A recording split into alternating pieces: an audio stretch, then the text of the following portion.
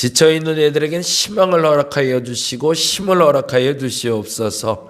능력이 부족한 자들에겐 능력을 허락하여 주시옵소서. 할 수 없다 주저앉아 있는 이에겐 할 수 있다는 자신감을 허락하여 주시옵소서. 이 땅에 우리의 인생들이 부끄럽지 않게 살아갈 수 있도록 오늘의 힘이 되어 주시고 오늘의 능력이 되어 주시고 오늘의 비전이 하나님이 되어 주시옵소서. 그 하나님의 부활을 준비하는 한 주를 이제 맞이합니다. 종려주일을 시작으로 일주일간 우리가 고난주간을 넘어서 부활을 맞이하고자 할진데 우리의 신앙이 다시금 거듭나는 시간 되게 하여 주시고 부활의 영광에 참여하는 날 되게 하여 주시옵소서. 반드시 새날이 될 줄 믿습니다. 반드시 새날이 될 줄 믿습니다. 우리에게 그것이 새날이게 하시고 새로움이게 하시고 또 다른 시작점이 되게 하여 주시옵소서. 감사합니다. 고마우신 예수님 이름으로 기도드렸습니다. 아멘, 아멘. 오늘 시편 말씀이 사순절 말씀인데요. 시편 104편에 있는 말씀 같이 봅니다.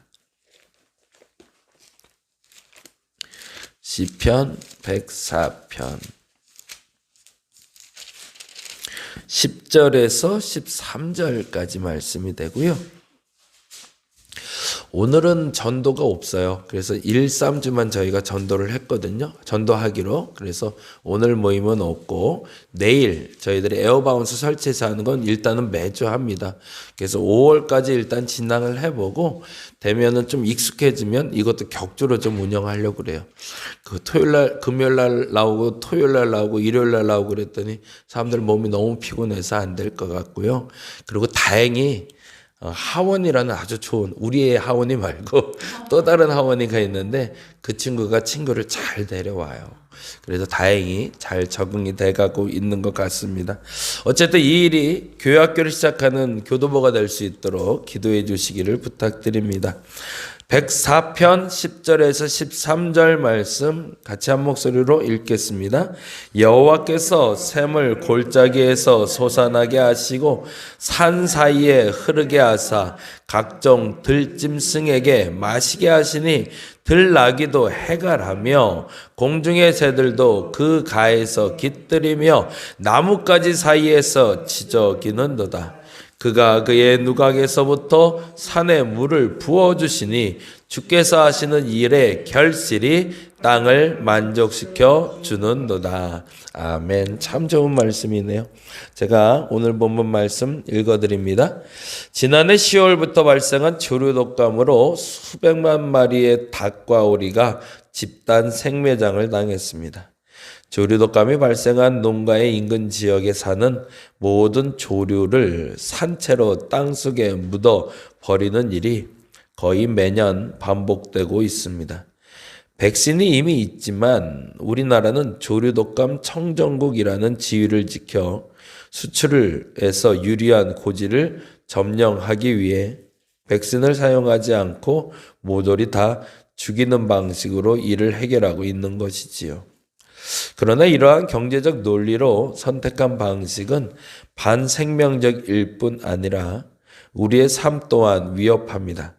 살아있는 닭과 오리가 땅에 묻힘으로 지하수가 오염되고 땅에 지나친 부담을 갖는 것은 자명하지요. 또한 그 닭과 오리를 산채로 땅에 묻는 사람들의 정서는 어떻게 될까요? 예전 유대인 수용소에서 수백만의 사람을 가스실에서 죽였던 사람들의 회고를 보면 처음엔 끔찍하고 무서웠지만 점점 대담해지고 나중엔 오히려 즐기는 자신을 발견할 수 있었다고 합니다. 닭과 오리를 파먹고 있는 우리 역시 그런 식으로 마음이 굳어지고 있는 건 아닐까요? 그러나 정작 우리는 하나님의 개별적이고 섬세한 돌봄 속에 살아가고 있습니다. 골짜기에서 물이 흘러 그 아래 사는 모든 생명의 필요를 꼼꼼히 채우듯 하나님은 우리를 쓸모에 따른 한 덩어리로 대하지 않으시고 각자의 생명, 각자의 형편대로 세심히 돌보십니다. 우리 사람들 안에도 하나님의 이 섬세한 돌봄이 있었으면 좋겠습니다. 아유, 마음이 좀 와닿는 제목이네요. 그러게요. 조류독감에 대해서 우리가 좀 너무 방관하고 살았던 것 같아요. 생명의 종귀함 함께 묵상하는 시간 되었으면 좋겠습니다. 자, 오늘 말씀은 사도행전 7장에 있는 말씀 같이 봅니다. 사도행전 7장 1절에서 8절 말씀이 됩니다. 사도행전 7장 1절에서 8절 우리 같이 한 목소리로 천천히 읽겠습니다. 대제사장이 이르되 이것이 사실이냐? 스데반이 이르되 여러분 부형들이여 들으소서. 우리 조상 아브라함의 하나님이 있기 전 메소포타미아에 있을 때에 영광의 하나님이 그에게 보여 이르시되 내 고향과 친척을 떠나 내가 내게 보일 땅으로 가라 하시니 아브라함이 갈대아 사람의 땅을 떠나 하란에 거하다가 그의 아버지가 죽음에 하나님이 그를 거기서 너희 지금 사는 이 땅으로 옮기셨느니라. 그러나 여기서 발 붙일 만한 땅도 유업으로 주지 아니하시고 다만 이 땅을 아직 자식도 없는 그와 그의 후손에게 소유로 주신다고 약속하셨으며 하나님이 또 이같이 말씀하시되 그 후손이 다른 땅에서 나그네가 되리니 그 땅 사람들이 종으로 삼아 400년 동안을 괴롭게 하리라 하시고 또 이르시되 종 삼는 나라를 내가 심판하리니 그 후에 그들이 나와서 이곳에서 나를 섬기리라 하시고 할례의 언약을 아브라함에게 주셨더니 그가 이삭을 낳아 8해 만에 할례를 행하고 이삭이 야곱을 야곱이 우리 12조상을 낳으니라. 아멘. 네, 7장 말씀은 스데반의 설교라고 좀 해놓으시면 좋겠고요. 스데반의 설교.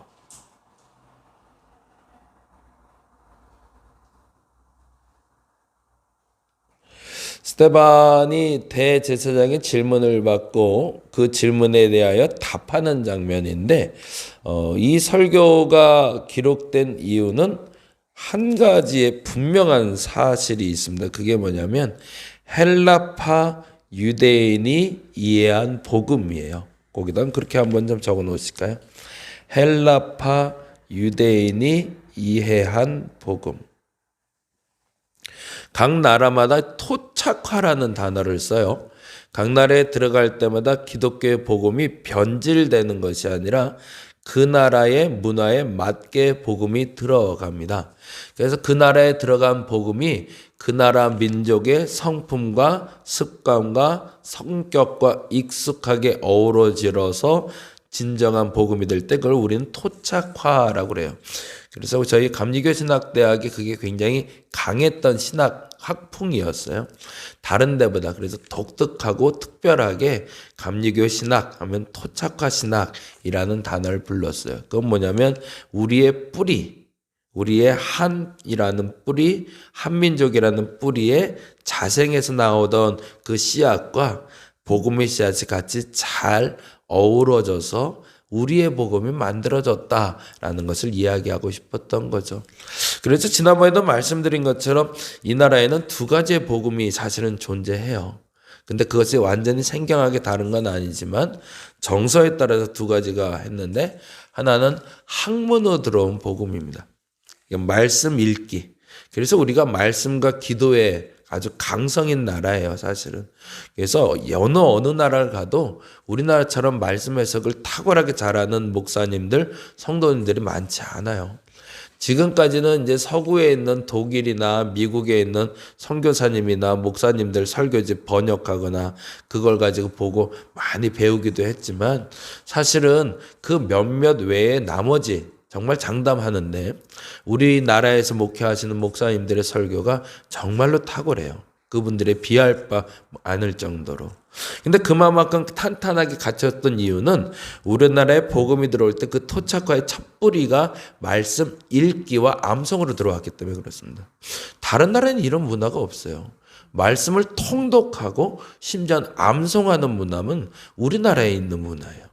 그래서 이 문화가 어디에 근간을 두고 있냐면 우리가 예전에 유교에서 서당에서 공부하는 문화와 맞닿아 있죠. 하늘천 따지부터 시작해서 글을 외우고, 근데 더 중요한 건 유교 문화권에 있는 사람들의 큰 특징은 글을 읽고 암송하는 걸로 끝나는 것이 아니라는 거예요.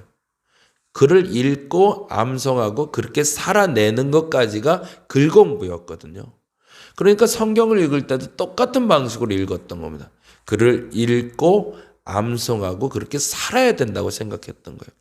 그래서 이것을 성경을 복음으로 먼저 받아들이기 전고 신앙으로 받아들이기 전에 이걸 글 공부로 받아들였기 때문에 이렇게 살아야겠다고 생각을 한 거예요. 그래서 성경에 있는 그대로 해석해내서 살아갔던 사람들이 우리 선친들의 모습입니다. 그래서 여러분이 잘 아는 대로 옛날에 예수께서 자신의 십자가를 지고 살아야 된다는 말씀을 듣고 나서 정말로 등에다가 십자가를 나무로 만들어서 지고 다니는 사람들이 생겼고요.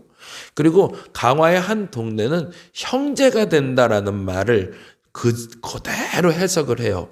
근데 우리나라에서 형제가 되려면 어떻게 해야 돼요? 성씨가 같아야 되잖아요. 아니면 학렬이 같아야 되잖아요. 그래서 한 마을 전체가 돌림자를 하나로 바꾸기도 해요. 왜냐하면 그것이 성경의 가르침이었으니까.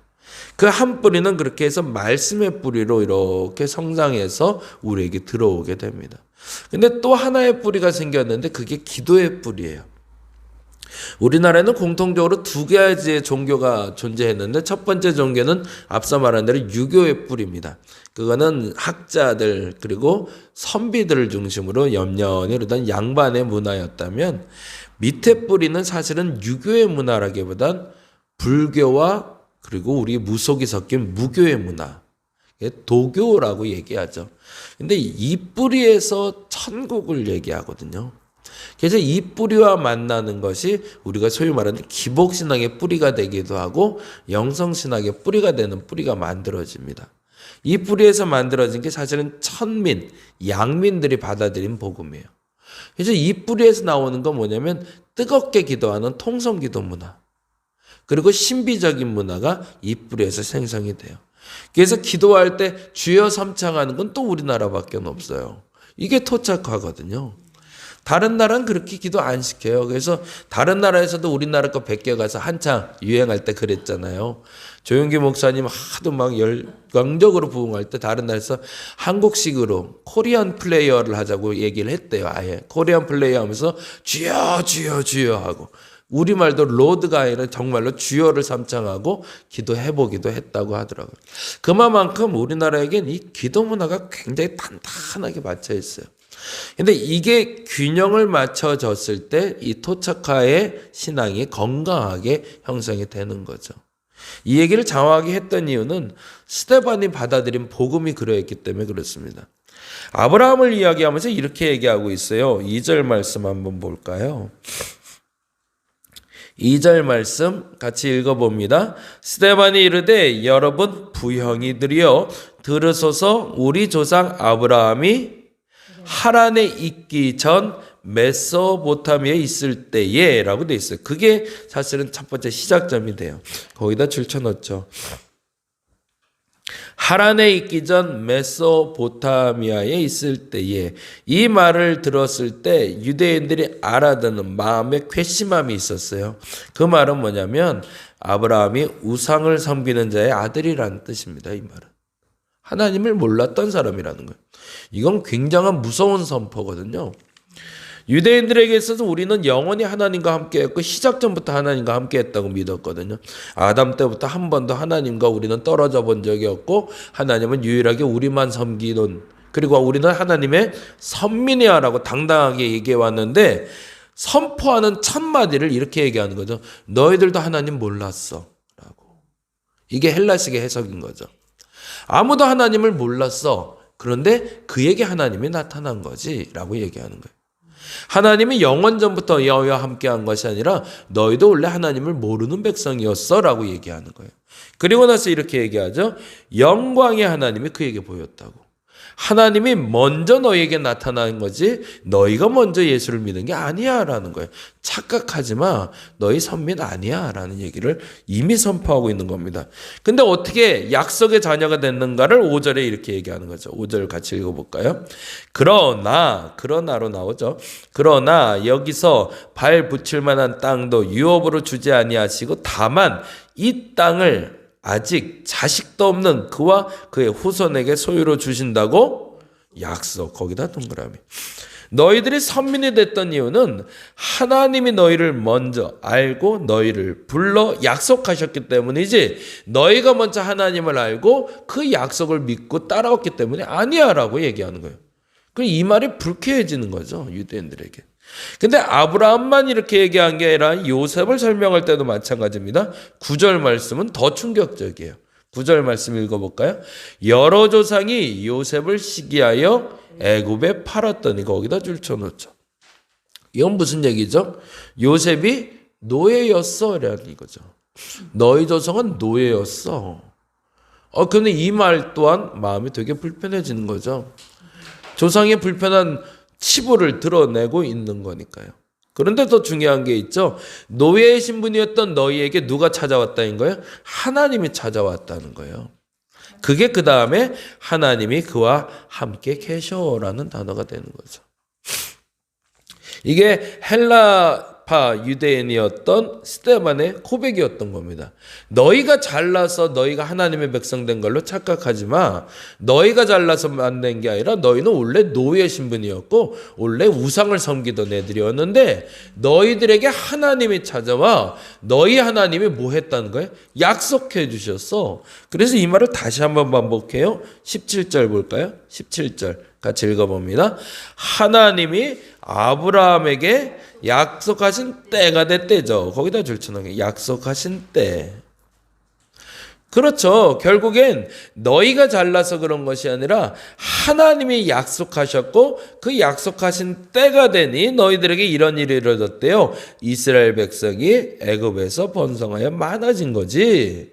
하나님이 하신 일이지 너희가 잘나서 된 게 아니야 라고 선포하는 거예요. 그리고 심지어 그들의 율법의 완성자로 보는 모세마저도 이렇게 얘기합니다. 아주 재미난 23절과 30절이죠. 23절 볼까요? 나이가 40이 되매라고 돼 있어요. 그건 뭐예요? 스스로 나이를 먹었다고 얘기한 게 아니라 하나님이 그 시간까지 이끌어 주셨다는 거죠. 이 말이 잘 이해가 안 되는 분은 30절을 보면 훨씬 더 이해가 됐어요. 30절 볼까요? 40년이 참회라고 되어 있어요. 그건 뭐예요? 시간을 이끄시는 하나님에 대한 얘기인 거죠. 하나님이 너희를 이끄셨고 심지어 너희가 말하는 율법의 완성자 모세도 하나님이 이끌어서 만들어 가실 거야 라고 얘기하는 거죠. 근데 그 사이에 이 말이 그들에게 마음에 부딪히게 되죠. 25절입니다. 읽어보겠습니다. 25절.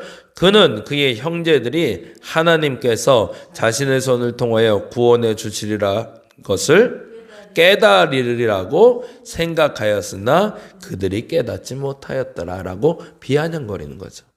모세 때도 너희는 깨닫지 못했고 지금 내가 말해도 너희들은 모르지라고 얘기하는 거죠. 궁극적으로 스데반이 얘기하고 싶은 거는 약속의 주님이 너희를 부르고 있다라는 겁니다. 너희가 잘나서 하나님의 부름을 받는 것이 아니라 약속의 주님이 너희를 불렀기 때문에 너희는 약속의 백성이 된 거다. 마찬가지로 나도 이방인이야. 헬라파야. 그런데 약속의 주님이 나를 불렀기 때문에 내가 이 자리에 있는 거야. 그러니 약속의 주님이 부른 사람은 모두가 다 구원받을 수 있어 라고 선포하니 유대인들은 너무 불쾌했던 거죠.